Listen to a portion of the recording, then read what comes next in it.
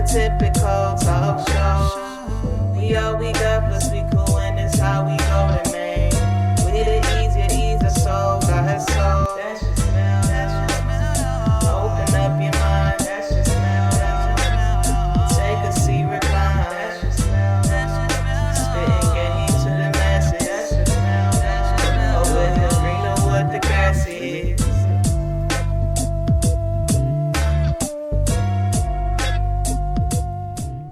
What go down? Welcome to That's Just My Story Tho. We keep it a stack, nothing less, coming from yours truly. Y'all already know the rest. What go down? And I got somebody here with me today. She coming to talk with us and chop it up for my new segment called That's Just My Story Tho. She's the first person to do That's Just My Story Tho. So y'all know, check my girl out, check my girl out. This is Makari, and she came to talk with us about her experience as a sickle cell warrior, and she gonna just talk to us and tell us about her journey. So what's up, girl? I'm gonna start doing that. I gotta bring out the ratchet side just a little bit. Just a little bit. Just a little bit. Just but it stands for warrior though, so it just keep that in mind. Right. I had to throw it out there. Hello, Makari. I have so many names: Makari, the warrior, Mona. Hello, whichever name you know me by. I have a clothing brand that I started solely because I wanted to motivate people with sickle cell, but also the semicolon, which is the OG shirts. I have rebranded, so if you check out the rebrand on the page at Life of a Warrior. Okay, it's also in my bio, motivation, period, Mona, and just go to the bio and you'll find it. No. Real easy. From there, I basically just wanted to take me and put it on a shirt. Honestly, I wanted to, because I'm a happy person. I'm a motivational person. I'm also a motivational person because of the people that I've had around me and still do have around me. One of the most motivational people in my life is my brother, Ty. So he just like, no matter what's going on, no matter the situation, it's always positive words, man. It's always uplifting. So I take them words and I find a way to just pour into other people, and I put it on the shirt. We love that. We love that. So, of course, so you have sickle cell. Yes. And I'm sure, well, a lot of people should know about sickle cell, but I'm pretty sure a lot of people do not, especially black people, because we are the main people who are affected by sickle cell. Mm-hmm. Can you tell people what sickle cell is? Sickle cell is a genetic disorder, which means, for those of you who don't understand that part, it means that you can only get it from your parents. You cannot get it from nothing else but your parents. Mm-hmm. So you get it at birth. You are born with it. Mm-hmm. It is a blood disorder. It affects your blood, your red blood cells, which means that there are going to be times where you're just going to be hurting randomly because it's like, you can describe them as blood clots because we have whole red blood cells, and then we have sickle cells that look like a C, a crescent C, a banana, whatever is a good vision for you. And those things are really sharp and sticky, and they don't last very long. And if most of my red blood cells are those, then that means I'm constantly running out of oxygen, constantly tired, constantly fighting with the weather.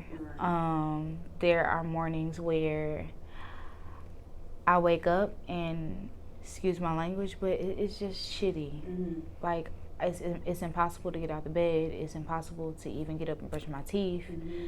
But once I start getting in the flow of things and trying to force myself to get up, and it's hard to do. You have to put yourself in a real mental state to where you just really want to fight. Right. And that's another thing. every day is a fight. Okay, so what makes you get up to fight that fight every day? Like, what's something that motivates you while you trying to pour into everybody else?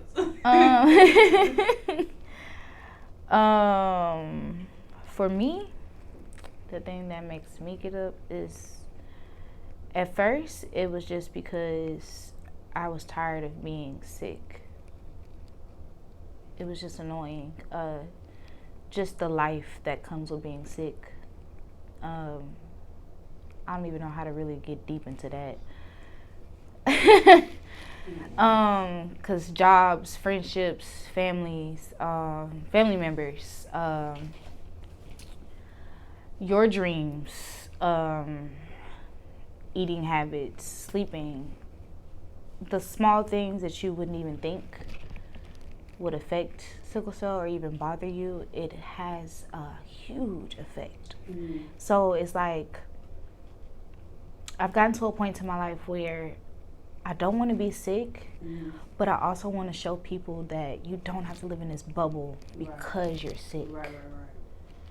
Like, you have to accept your illness to really live with it, honestly. Because if you are constantly fighting with it, well, fighting against it and not with it, then you're going to lose every time.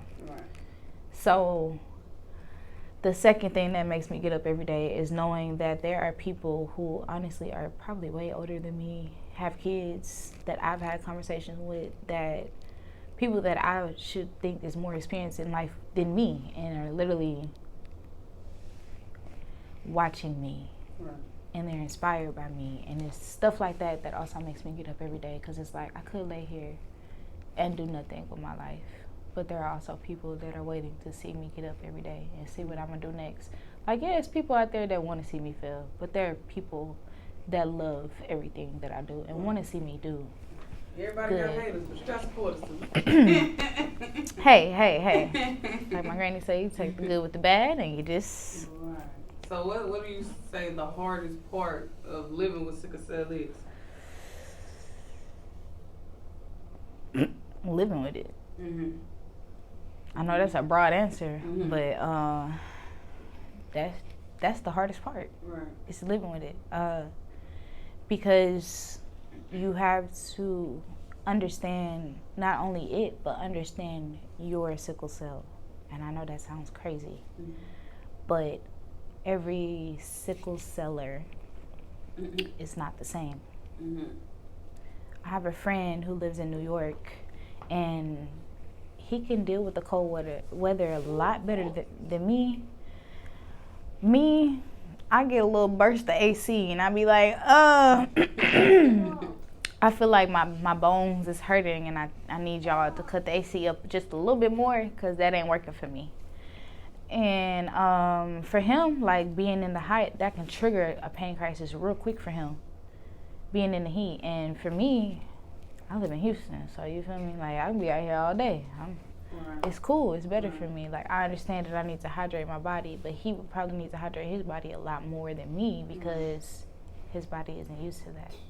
What is the worst hospital experience you've had as a sickle cell patient?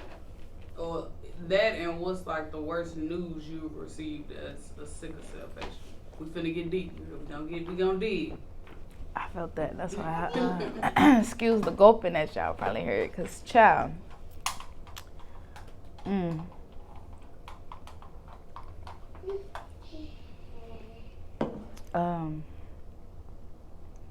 Let's start with the worst news first. Girl, if I need to get you some tissue, probably when I get to the story, okay. but right now I'm fine. Okay. The worst news I've ever gotten was finding out at a young age, when I wanted to do sports in high school and have fun with everyone else, was that I couldn't, because I have avascular necrosis in my hip. I'm not going to tell y'all which one, but yes, I have avascular necrosis in one hip, which means that when I was born, also, I was born premature. So they told my mom I really wasn't even gonna live. So, yeah, here I am. You feel me? Flourishing. God's gift, you know, Flourishing. just It's all in God's plan. you know. But basically, when my body developed, part of one of my hips didn't. It just kind of like stopped. Right. So there's kind of like a gap in my body. It's kind of weird. And then the other hip is full and it's there and workable and everything, you know. So I was actually doing like, I can't even think of the name, like cheerleading, but it wasn't like for a school. Little League. That's the name of it. I was a Little League cheerleader. And I was like on an all-star team, and I actually was in the middle of a tumble, and when I hit the mat, my hip hurt. And I just fell to the floor and started hurting. And that's when I went to the hospital and I found out. And I had to stop cheering. And I just... So you didn't find it out until you was in cheerleading? Mm-hmm. That's crazy. So that's why, like, in high school, sometimes I would, like, randomly wear a knee brace because it would have... My hip, the gap in my hip causes me to walk with a slight limp. You don't really notice it, but it's there. And it also, mentally, I'm sometimes, like, trying to put pressure on one leg and not the other because I don't want it to hurt so much. So that causes pain. I'm more impressed now. Just with yoga and stuff, and you say you got a gap in your hip. I can't do that, and I don't got no gap in my hip at all. I'm more impressed now than I was. Okay. It honestly was just a mental fight. I was tired of being tired. Like I said, like I just, you know, you see people doing stuff, and you like, I want to do that. Like I was a cheerleader, and then you just kind of tell me I can't do something. So it was like, I got to figure out a way to still bring that little girl out and not hurt her. So. Do you plan on having kids? And I'm pretty sure doctors have talked to you about, you know, the chances that your children will have sickle cell. Do you fear that if you have kids, they're gonna have sickle cell? One, I love children. I do want kids, but the way my mental state is set up, like I don't want kids with just anybody because I know there is a great chance that my child can have sickle cell. So I don't know what's going on, you know, like in this generation. They different. Y'all look different with the families and stuff. But like who I have a child with, like I want that person to know, like, this is my situation. You have to not only be active in the child's life, but in mine as well, because if it's all on me, there's a great chance that we could lose me. And then what is my child gonna have as a mother? You know? So I'm thinking way longevity when it comes to having kids, and that's why I'm so focused on my career right now, because I know nobody's thinking that deep into it, especially in this generation. Don't get me wrong, there are some people who are thinking that deep and are willing to sacrifice and do what needs to be done. And hey, kudos to the people that are doing that. But the people that I have ran across are not those people. not even, you feel me? And that's why I'm at where I'm at right now. Just flourishing in my career, because I just don't have time. I don't. My health is a serious thing for me. A lot of people honestly don't realize that even in high school up until now, my life is really just, our relationship is really based off of how you treat me when I'm ill. Not when I'm okay, not when I'm up, not when everything's golden. How are you treating me when I am literally in a vulnerable state and I can't be Mona, I can't be Makari, I can't be the warrior, I can't be that independent person. How are you when I need you in that unexpected moment? And I don't expect everybody to just drop everything they're doing, but I expect some type of like, not sympathy, but some type of care, some type of, be a human. That's it. That's all I expect of people. But as I've gotten older, I realized that the bare minimum, baby, is crazy to ask for sometimes. And that's why certain relationships I hold on to so tight, and certain relationships, it's like, people don't even realize, like, I've probably given you a couple chances just to see how you are. Because some people really just say they care, and they say they understand, and they don't. And that's how it be in hospitals. So referring back to that other question, the worst hospital experience. It's been a couple girl. of them. Take a sip. Take a sip, girl.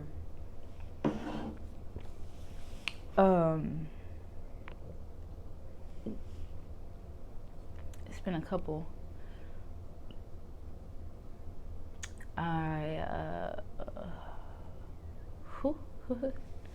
Okay. I was like 20. I'm 24 right now. Wow, I'm 24 right now. I was either 22 or 23, one of the two. Hadn't really like gotten on my feet yet, but I was getting there. And I was hurting uncontrollably. It was a pain I could not explain. I had to call the ambulance to come and get me. And baby, let me tell you, all EMCs are not good. Like, they're horrible people sometimes, like, for no apparent reason.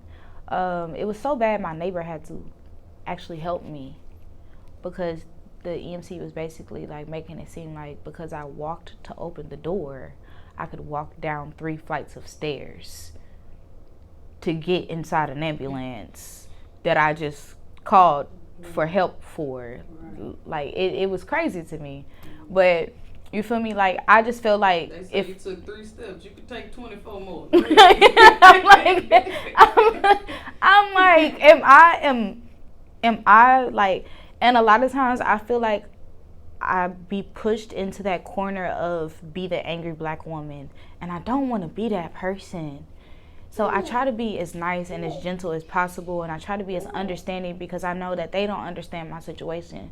So I try to break down everything for everyone so everybody's on the same page, but it just be so hard. So like, the EMC was making it seem like because I walked from my bedroom to the front door that I could walk down 3 flights of stairs, and I'm telling him like, I couldn't even put clothes on to come answer the door for you, sir. Like, I'm standing in front of this door with a t-shirt on, like just a huge t-shirt. I'm shaking, like leaning against the door, holding my body up. They're not even trying to help me. They're talking to me like I'm just being crazy. And it just so happened that my neighbors had been around before when the ambulance had came to either pick me up or drop me off. So they were kind of familiar with the treatment and how they treat me. So when she was coming out of her apartment, she immediately asked me if I needed help. I told her yes. She came into my apartment, slammed the door in their face because she was so irritated with them. And she helped me get dressed, helped me pack a little bag, and helped me lock my door and everything, gave me my stuff. And I left down with the EMC and in the ambulance and everything. And then as I was in the ER, I didn't have insurance. I told them that I didn't have insurance. It's not like I tried to like act like I didn't have insurance or anything.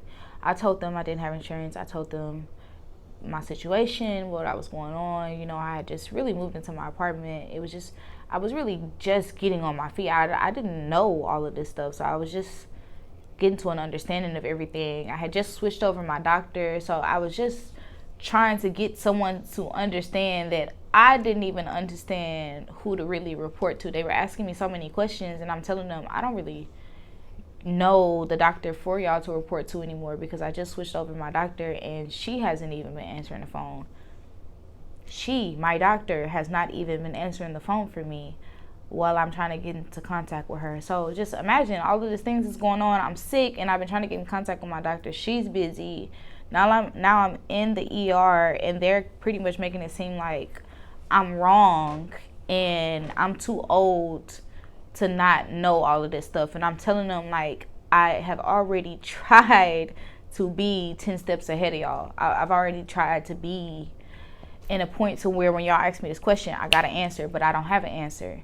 And they wasn't trying to hear that. So I pretty much sat in that room for about 2 hours in pain, screaming, crying.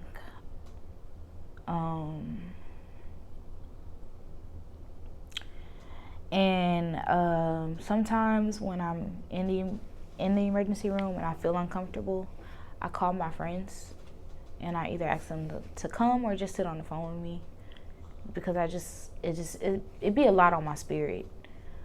And my friend told me to hang up the phone and record. Never, not once has she ever told me to do this. So I did it. And as I'm recording, the nurse was talking to me, and then when she noticed I was recording, she looked at the phone and she was like, "Oh, you can't record while we're talking." I'm like, "Well, why can't I?" And she was just like, "It's for privacy reasons." Da da da da da. So I was like, "Oh, okay, whatever." So I took the phone and I just cut the video off, and what I did was made it seem like I was just using my phone. But I just went to the whole voice memo thing and I continued recording because now I just feel like there's something going on and I just don't trust the situation. So then they started telling me that they couldn't give me medication. I've been sitting in this room for 2 hours on top of me sitting in my apartment for 5 hours. In pain, and then having to deal with these rude ass, excuse my language again, EMCs, and then now I have to sit here longer in pain. So now that I have an attitude, I'm wrong. So when they finally tell me I can get pain meds, I get the pain meds, and then they tell me that they have to move me out of the room because they have to assist patients with insurance. Oh, wow. So do you feel like they didn't help you because you didn't have insurance? Definitely. It's all a money game. Definitely 100%. From that point on, they put me in a hallway. And I had been in this hospital for like forever at this point, and I had only 1 dose of medicine. Medicine only lasts a good 6 hours. I was past 6 hours. And I'm going to be honest, I need people to understand this. When pain is that excruciating, medicine does not last 6 hours for me. It don't last. It'll put me to sleep. I might take a nap, and then immediately after I wake up from that nap, right back in pain. Sometimes I don't even open my eyes. Like, you know how you wake up and your eyes not even open yet, but you up? Right in that instant, I can feel pain. And sickle cell is such a ball game because sometimes you can wake up and you won't be in no pain at all. And you probably won't feel no pain until later on in the day. Or you probably won't feel none at all. Or you'll wake up and you'll be right back in pain. It's something that you just honestly can't describe. But I sat in that hospital, again, screaming and yelling for pain by a visitor's restroom in the, like where you come to sit, where you wait to see, right there, with a little curtain up. And I spent the night there. I stayed there for like 2 days. And I think I only got medicine like 2 or 3 times. Most of the time was spent crying and screaming for pain, for help, for mind you, when you first get there, you're not allowed to like eat or drink anything either. So you're there. So you hurting, hurting there, and nobody cares to understand anything you're saying. And finally, after this, so this is why it's the worst, because it was like it carried on for like weeks. When I finally got transported to a different hospital, they had to take my IV out and restart a new one. And I'm telling the lady, I got rolling veins, baby. So, like, if you're not good at sticking, please find somebody else. I'm not saying this to hurt your feelings. I just don't want to be in no more pain. I've been screaming for my life for about 2 days now. I'm finally getting to a point of rest. I just need some type of, like, peace right now. Like, I just need the person who's going to stick me, I need to just do it right. And she was like, I know what I'm doing. Okay. I'm not going to argue with you. I'm tired at this point. So it's just like, okay, whatever. So she has stuck me 4 times and didn't hit once. And I sat there and took every stick because, no, you got it, right? What are you doing? I'm telling you. And she just didn't. And it just, by the 4th stick, I was like, you cannot stick me anymore. Now you can go find someone else. And by the time they found someone else, they had to do like this little X-ray thing. I don't know what it's called. Guys. But yeah, it was like an X-ray on my vein so they could find the vein or whatever. And I'd never been through that situation before. I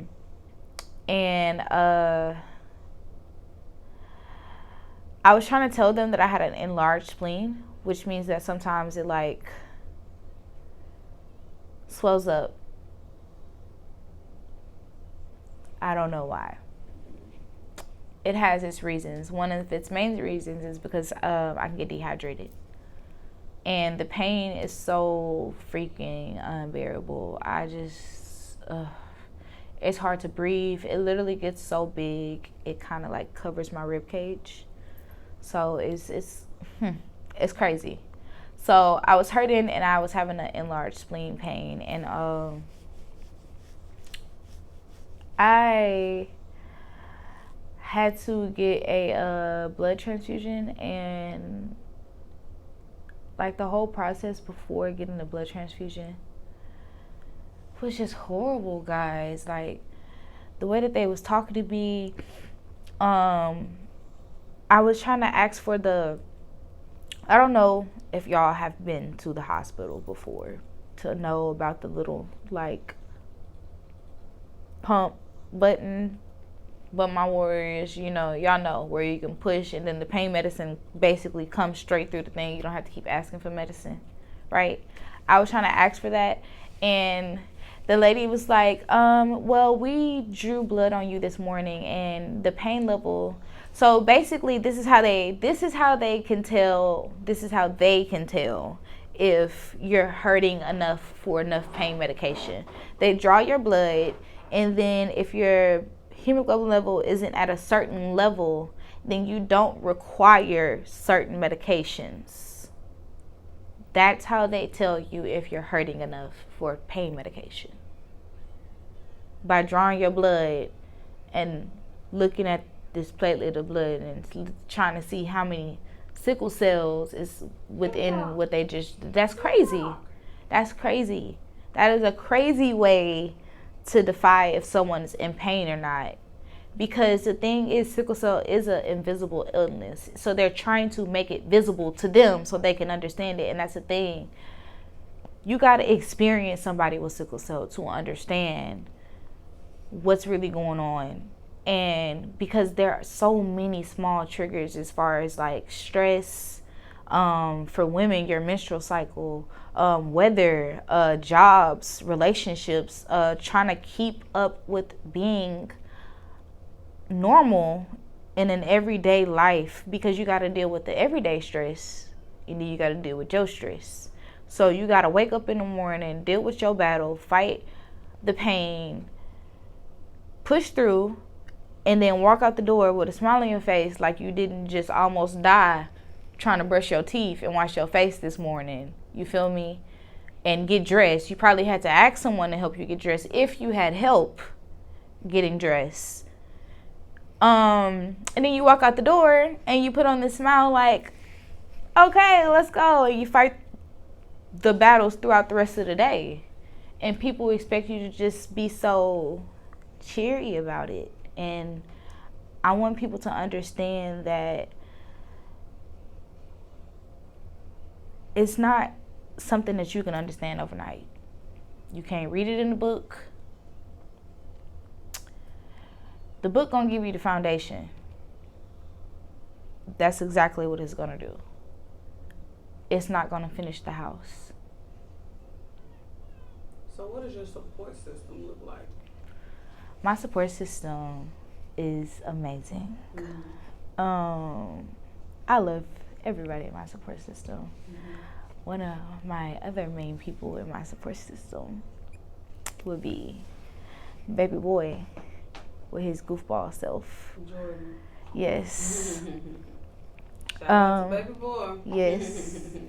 Shout out to my heart. My brothers are a big part of my support system, to be honest with you. A lot of people always like question like why I have so many guys as friends in my life, but guys gonna find a reason to laugh, man. They be joked out, bro. Like, I vent to them about my pain. They gonna pick me up, and then it's gonna be a little dark humor, but it be funny because they know that I know, like, bro, I be trying to laugh about my pain as well too, like, for real. So there are a number of guys. Like, there's baby boy, there's Ty, and then there's my big bro JP.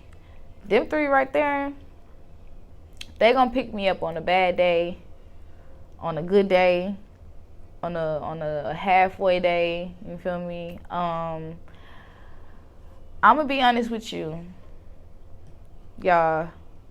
Don't call me crazy for this. I have created my own family solely because the support that I thought I could get from family, I don't get. Like, you know how there are people in your life where, and I know people say you shouldn't expect stuff from people, but you know, you got family members that you just feel like, y'all family, come on, man. Like, I kind of expect y'all to be this type of support system, but it's not that way. So I have these people in my life that I cherish, and that's why I base my relationship solely off of how you treat me when I'm sick, because when I'm sick, it ain't the same.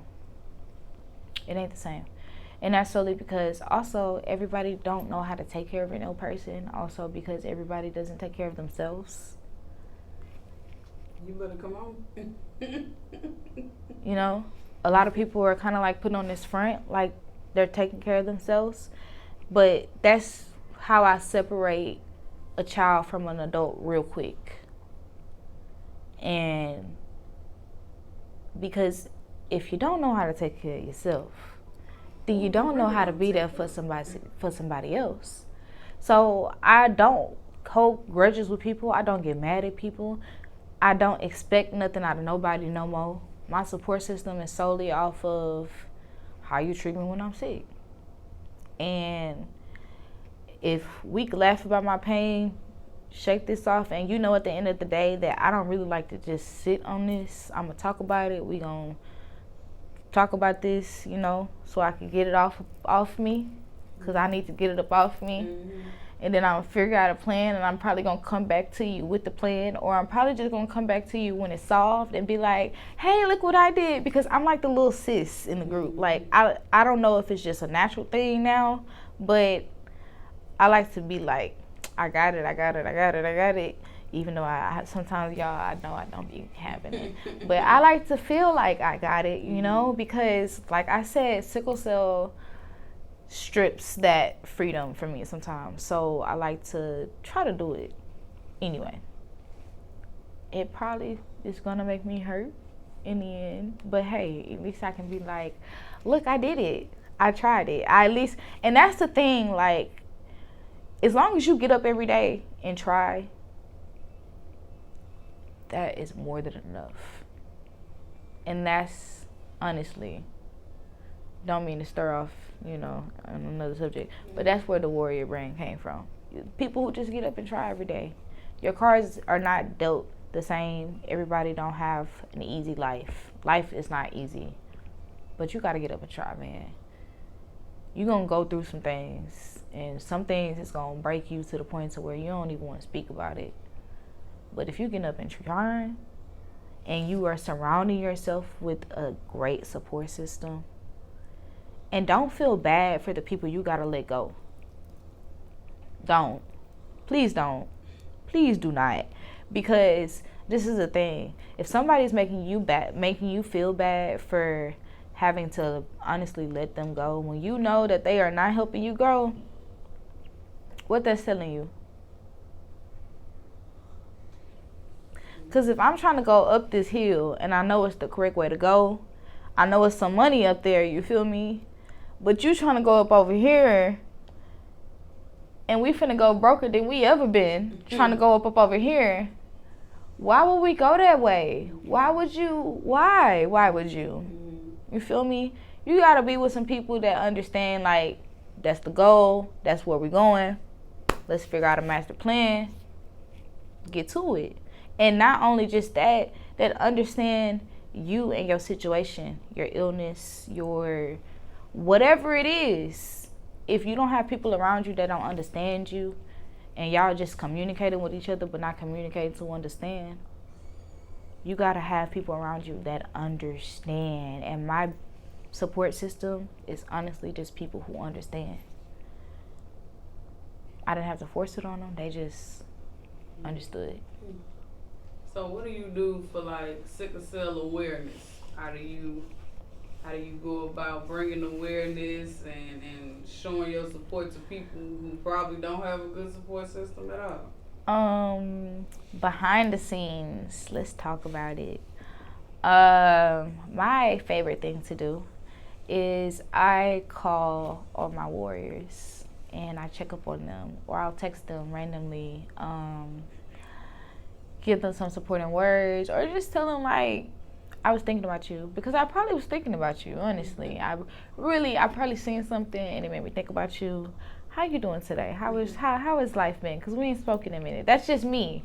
Because I know I try to be the person that I know that I needed when I was going through a real dark time in my life. And no, my life is not perfect right now, but it's also not where I want it to be. So I know to get to where I want it to be, I gotta be that person that I needed when I was trying to be where I'm at right now. You feel me? So, because it was those people, it was the people that's in my support system that was calling on me and, hey, what you doing? I ain't spoke to you in a minute. I ain't seen you in a minute. Where you been? You feel me? Like, it was those random check-ins that made me feel loved, that made me feel like, well, maybe I should keep going. So noticing that, okay, that helped me. And not just doing it because it helped me, but I like doing it. I like calling on my people. Hey, what you doing? What you got going on this weekend? I feel like bothering you. Maybe we should go out for brunch or something. I love me some brunch, y'all. So I will definitely call my people for a quickness. Let's go to brunch.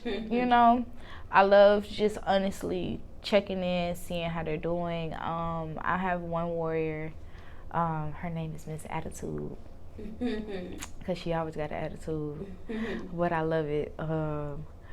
Because I feel like she's the side of me that I be wanting to show all the time sometimes. But I can't because we got to spread positivity and love. But sometimes, you guys, some people just take it to that point and you be like, why are you doing me like this? I'm not even being rude to you, And she be telling me, like, girl, don't be putting up with the people stuff. But I be like, you can't be like that. You gotta just woosah. So, but there are times where she's going through a hard time in the hospital or something, and she'll call me, And I answer the phone. I don't care where I'm at. I don't care what I got going on. I answer the phone because I know if you had someone else to call, you would have called them. You feel me? And when I was going through stuff, if I had somebody else to call, I would have called them. But I didn't have a lot of people to call. So that's why my support system, I like, other people may be like, man, your relationship with that person is so weird, or you too close with that person. I don't care how you feel about it, baby. I really don't. Because life is not promised to you tomorrow. And to find people who understand you and who uplift you and who make you feel good and who make you feel grateful about life, it's not easy. You don't find them people in this world. So I hold them people so close because you don't get that energy in this time and day. Oh, I'm sorry. You don't get it. You don't get it. And to be waking up every day fighting a battle, not wanting to be here, and to be on, so and that's why I try to tell people, don't put me in a box. Because yes, I'm motivating y'all and I'm pushing y'all and uplifting y'all, but I'm doing those things because I need it. Right. And I remind myself that every day, like, you doing that because you need it, not because it's the right thing to do. Because I could just be doing it because it's the right thing to do, but I be needing that. I be needing uplifting words on a Monday. I used to hate Mondays. Like, I really, really, really used to hate Mondays. But I've turned it into, like, a motivational Monday thing. Like, because why not? Why get up every day and complain? And I no longer feel like this. But I was told from an old head, complaining every day is praying to the devil. Right. So when I was told that, it was like, yeah, no, can't do that no more. We don't talk to that. You feel me? You feel me? Because I'm out here wondering why I'm going through these things and being around negative people. I'm waking up every day praying to the devil. That's why I need to get up and be grateful. And that's one thing that I can say that sickle cell has taught me. It's taught me to be grateful for the small things. Because life is not promised to you tomorrow. You don't know what's going to happen to you tomorrow. Your friend can become an enemy. Your lover can be a hater to tomorrow. You feel me? That can happen in 5 minutes. You feel me? So just being grateful for the moments, the people. It can happen in 1 minute if you're tough. Give somebody 60 seconds. They can make it happen. You hear me? It can happen quick, I'm telling you, listen. You are not lying, bro. Lord. But a lot of that stuff do be happening because people don't understand. They just don't be bought, and then they don't care to understand either. So when you don't care to understand, that's how stuff be happening, you know? So you got to be grateful for the good, because the bad gonna happen. The bad's gonna happen today, 10 minutes from now, 30 minutes from now, tomorrow. Life may be blissful all week, and then all next week you just be like, what has happened? Right. It's life, but you gotta take the small joys out of life and make you some good old lemonade. What this? Simply lemonade. And put a little spike. Put a spike up in there too, cause you drop of liquor just to enhance just it. A little. Ooh, that's liquor. Ooh, just need a little bit of liquor. Just. When life give you lemon, you make simply lemonade. Listen here. You make some. Go ahead, put me on the ad. When life give you lemons, and the lemons is the hard things in life. You make simply lemonade. Simply lemonade and spiky. That's what you do. Ooh, that's liquor with a spike. You feel me? So what's some organizations for sickle cell that you are fond of or support? There is the Sickle Cell Foundation itself. I love them people. I didn't mean to say them people like that, but I love them people because when you think nobody thinking about you, they thinking about you. I actually just recently got a phone call, and they was like, we was just calling to check in, make sure everything's been good. We haven't heard from you in a while. And it sounds like a sweet old lady, but it's like I said, when you're going through hard things,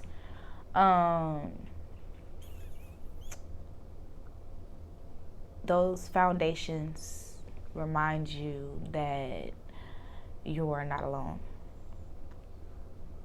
And the Sickle Cell Foundation also does a summer camp that I am volunteering for next summer. I was too late this summer. But next summer, I'm volunteering for where they take children between the ages of 8 and 12. They changed the age now, because it used to be 17, but I think it's 12 now. And you have to have sickle cell. When I was going,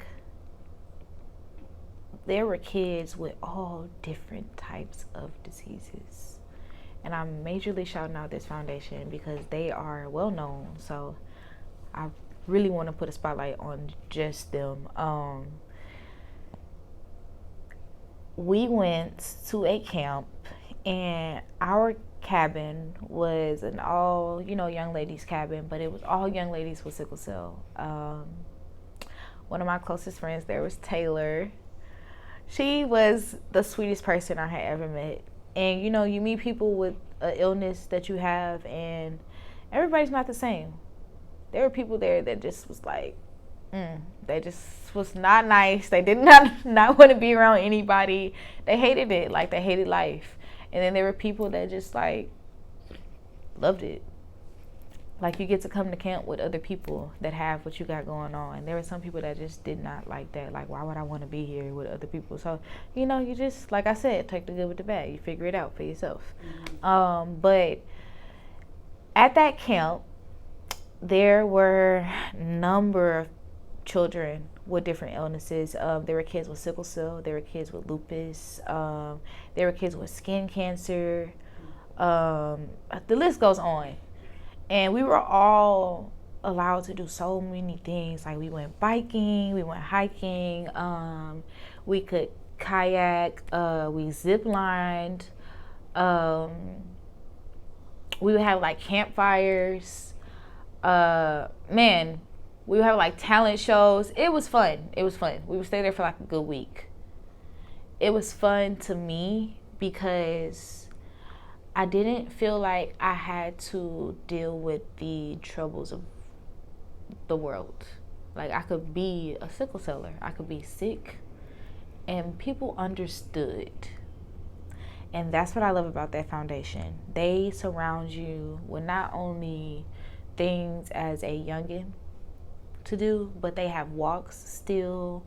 They have SOS meetings on Tuesdays, and you could sign up for a text reminder if you like me and your memory is not too well, because the conversations that you be having with Mary Jane, that I feel like more sickle sellers should do. You feel me? Go ahead, coach. Give us some tips. Somebody's gonna come for me, and we're gonna pray that they don't. But I'm gonna say this anyway because it needs to be said. That medication that these doctors is putting y'all on, baby, is killing you. It's not helping you. It is making your sickle cell way worse than what it needs to be. It is a money game. It is a as you know, they like to blackify everything. So if we was gonna black it up a little bit, so for everyone to understand, it's a drug deal game. You are in a Ponzi scheme, my baby. You are a guinea pig. This medication that they are telling you that has worked for many other people, they had to run a test on that person that they're telling you about. You were a test as well. You want to know why? Because like I said earlier, every sickle celler is not the same. So they making all these different medications because everybody not the same. Why do y'all think yoga It's one of the reasons. It opened my mind to holistic care. Why do y'all think that Western medication is only in America? All right. Come on, get political. Get political. Like, it's really only, like, for real, like, pushed in America. And, like, if you go to, like, Oregon and stuff, though, they focus on that holistic care. For real.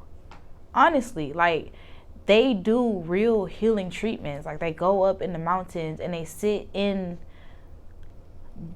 natural hot tubs, not a man-made hot tub, a natural hot tub, like rock, hot water coming out of the ground, and they're healing from that. Like, I need y'all to understand, like, God didn't create the earth just to create it and leave you out here just stranded. Y'all out here talking about some God left us stranded, baby. The answers is really in the earth. It's also in you too.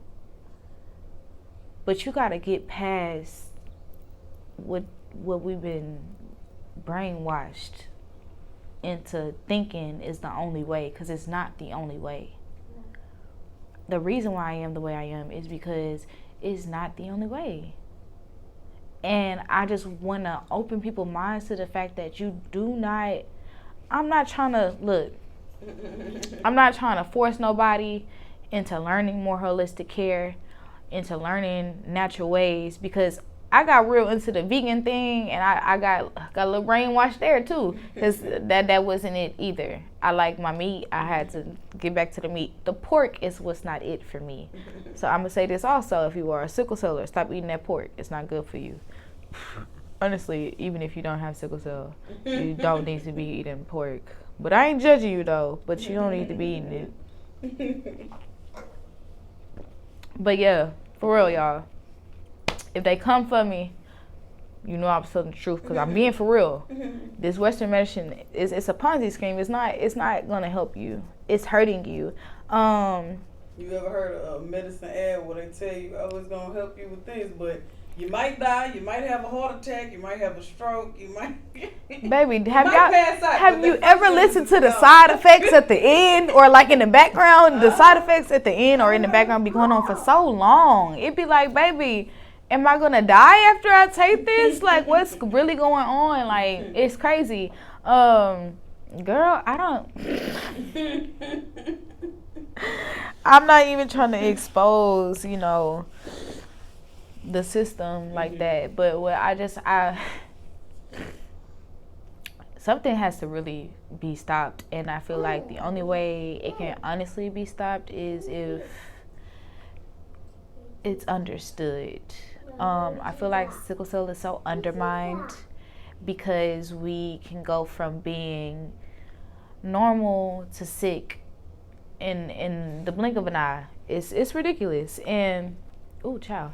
And because it's so crazy to watch, it's quite unbelievable. But if y'all are out here saying you believe in Jesus, then you need to believe in unbelievable things. Uh-oh.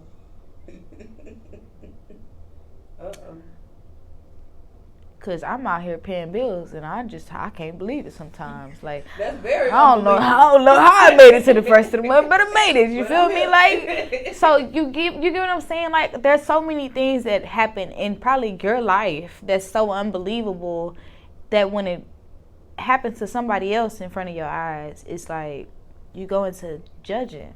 Why? And it ain't even just with an illness. Y'all do that with people's real lives. Like, that's crazy. Just believe in the unbelievable things and just, we all be good. We all be good. So, out of your whole journey, what is, number one, you said a lot of things you learned, but we're going to sum it up right here. What is the biggest life lesson you have learned thus far with the disease, and what is some advice you would give to somebody who is fighting this same battle that you are fighting? Might be a different way, but what is your advice to them, and what is the biggest thing you've learned thus far? The biggest thing I've learned is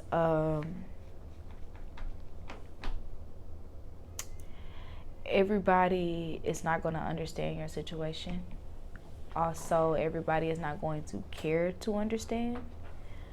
So be grateful for the ones that do and grow with them. Ignore the ones that don't, because they're not going to do anything but bring you lower. You already go through like really hard trials and tribulations. That medication, you feel me, warriors, it can get addictive. I went through a stage in my life where I literally was honestly addicted to my medication. I was taking strong medication at a young age and smoking weed at the same time, guys. That's not safe. I was bragging about it like it was cool. It was not safe. I was doing it for so long. I was really not honestly helping my mental health. But it was because I was trying to get people to understand me who didn't care to understand me. But when I took the time out to start caring for myself and eating differently and trying to be in a positive state and being around people who are always in a positive state, or at least try every day, you feel me? Then it became easier. Every day is not going to be a good day, but you got to take a step at a time. Take it day by day and keep it pushing, you feel me? The advice that I have is to wake up every day and keep trying, man. We all got different cards. They cards may look good, but to be honest with you, it's just the way that they playing them. So if you mad at anybody, be mad at the way you playing your own game. Life is a game. Have fun. Enjoy it. Be in each moment and experience the moments with the people that you love, bro, because you don't get them people forever. You may get like a little replica. You may get people that like remind you of them people, but you don't get that person again. So love on them people. Understand them people. Be there for them people. Because it may be something that they got going on that they not telling you about. It's a battle that they got going on behind closed doors that they probably waking up in the morning and, you know, fighting through. And then when they walk out that door, they clean as a motherfucking whistle, you feel me? Not even look like they got anything going on. So stop looking at what the next person got going on and just be grateful for what you got. Keep fighting. Love on your people. Uplift your people. And pour into your passions more. Find some hobbies. Turn them hobbies into passions. Because these jobs will let you go quicker than anything. So find something that uplifts you. I became a yoga instructor because it uplifts me. It restores me at the same time that I can restore other people.